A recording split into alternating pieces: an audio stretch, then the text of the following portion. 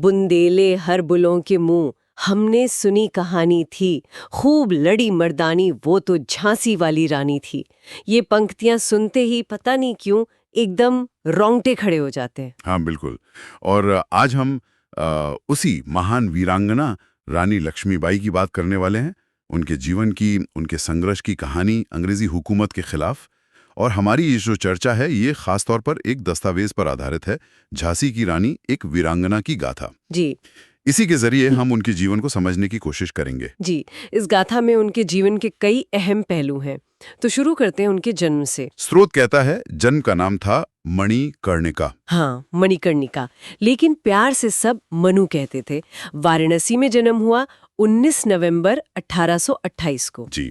पिता मोरोपंत तांबे और माँ भागीरथी देवी। और देखिए, बचपन से ही वो कुछ अलग थी, मतलब आम लड़कियों जैसा नहीं।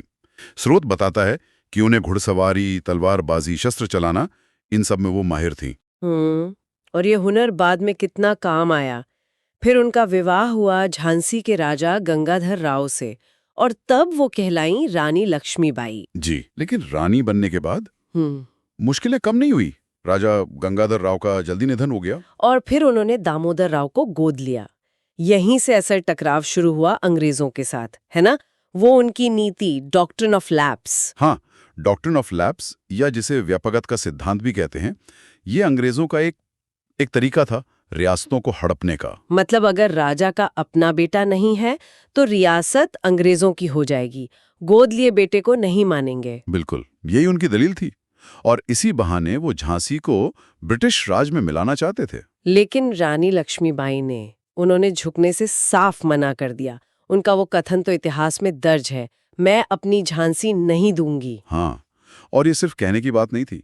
स्रोत बताता है कि उन्होंने फौरन तैयारियां शुरू कर दी, लोगों को जोड़ा, अपनी सेना बनाई। चील। और फिर जब 1857 की क्रांति शुरू हुई तो रानी लक्ष्मीबाई उसमें कूद पड़ी, एक मुख्य नेता के तौर पर। फिर आई झांसी की वो निर्णायक लड़ाई। अंग्रेज कमांडर था यूरोज, उसने किले को घेर लिया। हाँ, और स्रोत में इसका जिक्र है कि घेराबंदी कई महीनों चली। रानी ने बहुत बहादुरी से किले का बचाव किया अपने लोगों के साथ। लेकिन आखिरकार शायद संसाधन कम पड़ गया होंगे, किला हाथ से जाने लगा। जी। और तब रानी ने वो किया जिसकी कहानी हम सबने सुनी है। अपने बेटे दामोदर राव को पीठ पर बांधा और रात के अंधेरे में दुश्मन को चकमा देकर किले से निकल गई। वाह, मतलब हार नहीं मानी उन्होंने, संघर्ष जारी रखा। बिल्कुल, ये पलायन नहीं था, ये लड़ाई जारी रखने का तरीका था। वो कालपी गई, फिर ग्वालियर पहुंची।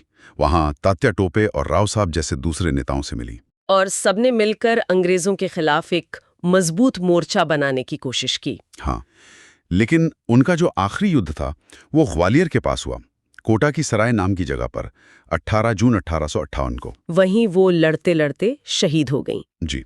स्रोत कहता है आखिरी सांस तक एक योद्धा की तरह लड़ी वो। आज भी रानी लक्ष्मीबाई का नाम सुनते ही साहस, देशभक्ति, नेतृत्व, ये सब याद आता है। वो सच में भारतीय नारी शक्ति का प्रतीक है। उनकी मूर्तियां हैं, संस्थान है उनके नाम पर, स्कूलों में उनकी कहानी पढ़ाई जाती है। सही कहा, उनकी विरासत बहुत गहरी है। और अगर हम स्रोत पर वापस जाएं तो एक बात सोचने पर मजबूर करती है। कौन सी बात?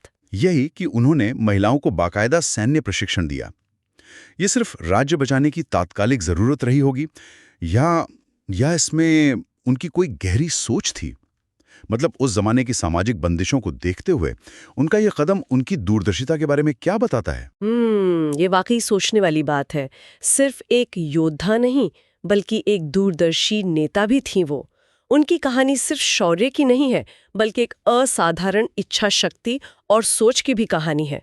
खूब लड़ी मर्दानी वो तो झांसी वाली रानी थी।